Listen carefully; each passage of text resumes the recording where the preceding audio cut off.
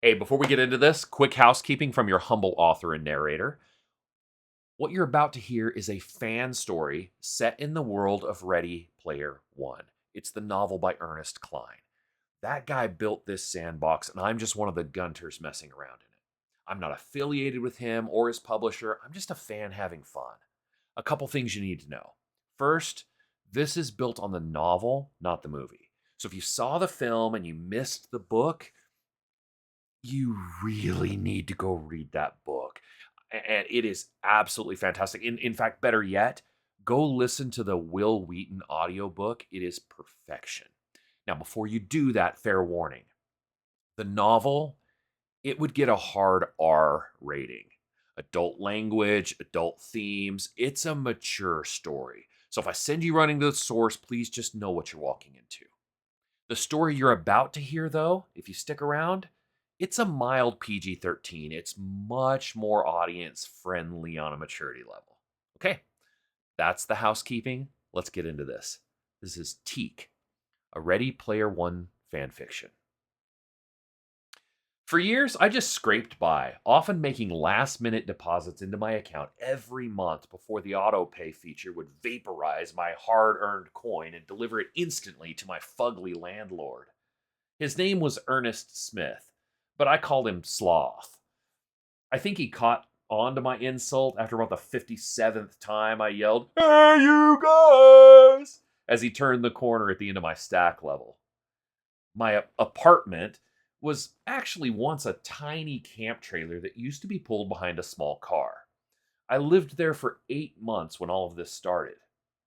It was a hole, but the rent was low enough that I could make it work without being forced to take on roommates.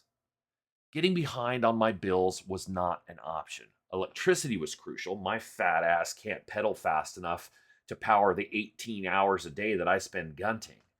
When I was 16, when Halliday kicked the bucket, and the moment I finished reading the almanac, I became completely committed to the search for his hidden Easter egg.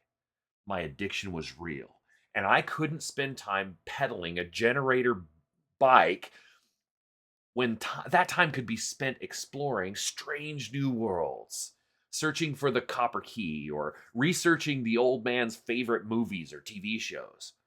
My time spent watching Ferris Bueller or MacGyver was infinitely more productive than sweating to the 80s would be. I was convinced that one of Halliday's gates would require a key plus a 9-volt battery, a stick of gum, and a pair of huge aviator sunglasses. I still think he should have done that.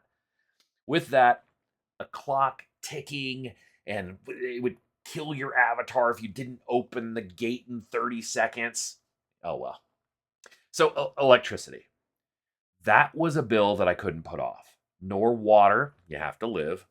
Food I could do on the cheap. Nutritional paste isn't delicious, but it's got protein, vitamins, minerals, everything a body needs. Well, it doesn't have everything a body needs, but I digress. There was one bill that allowed you to go into debt. The communications conglomerate Innovated Online Industries, which is who 90% of North Americans use to connect to the OASIS. It was also the company I purchased my top end haptic chair and high end OASIS console from. So my bill to them was actually the largest that I had. They knew if you got too far behind, they could always drop the indenturement hammer on you. Most months, I was able to take a gig helping a low level wimpazoid gain experience points while I played bodyguard. I would jump in if some orc or xenomorph started to get the best of him and hit the guy with some healing spell or a medical packet. Sometimes, almost always, I'd knock the creature down close to death so that the noob could finally best the beast and collect the experience points he or she needed. These kinds of jobs usually help me raise enough credits to pay my IOI connection fees and keep me online, but some months I had to resort to auctions. I'd collected a fair amount of weaponry and items in my inventory. My avatar, TK421, was currently a 68th level warrior, and my climb to 99 was progressing well. Weapons were valuable, And you never knew when a certain sword or gun might come in handy, especially if it had hit bonus powers against specific enemies or other magical properties. I had parted with several cool items through the years, but I wondered if one day an item that I gave up would be used against me, or worse, help the buyer find Halliday's egg. There were plenty of newbies out there whom I could persuade to buy an item, knowing that they would be unlikely to wield it against me or get anywhere near the egg. On my last item auction, I got an idiot named Hot Cock 007 to way overbid for a sword that he was like 3 levels too deep to use. No danger from that moron. The profits from that transaction would have paid my IOI bill for 2 months, but obviously that wasn't an issue anymore. When the transaction finally closed, I was in my new role, and I decided to follow the idiot on a quest the next day. I even invited a few of my squad mates to come watch it with me. I will never forget him standing there screaming profanities as he wailed away on some goblin. He was taking massive swings like a lumberjack. I could hear him actually getting winded as his new sword did absolutely no damage to his foe. I finally shot the goblin while we all muted ourselves and we were laughing hysterically. Yes, I'm evil, but I couldn't let the dude die over it. Someone sold me a broken sword, he yelled as the group of us teleported away and never looked back. Where was I? Okay, IOI.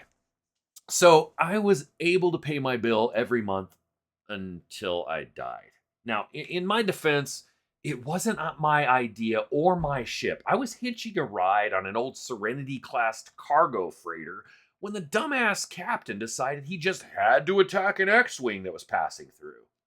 Now, look, I like X-Wings as much as the next guy. They're quick, powerful, fun to fly, but honestly, they're a dime a dozen in the OASIS. Stop it.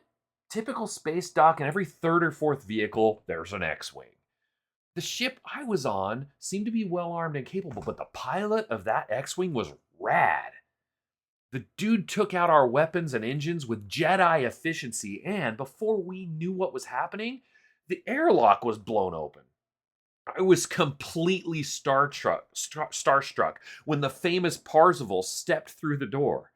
I don't think I'm gay, but at the sight of this man, silhouetted against the bright background of his ship's spotlight shining through our hatch, I swooned.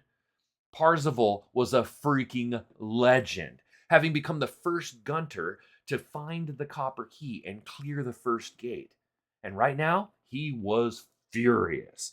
He laid waste to the entire crew, killing everyone on board like we were insects. I was devastated at my loss, but honestly, I don't blame the guy. My problem was that I had to create a new avatar and start over at level 1.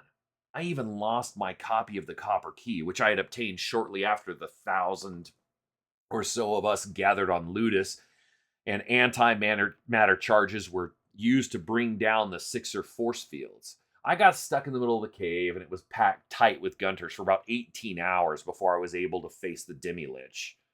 Anyways, I created a new TK421 and spent the next few weeks hoping I could stumble onto an item or sell or anything to make up the money I owed. I had lost all items worth selling, and as a level 1, about the toughest thing I could take on for experience points were the ROUSs on planet Buttercup. It was a waste of time. I just fell further and further behind on my payments until one day that dreaded knock came at my door, and I became an indentured employee of IOI.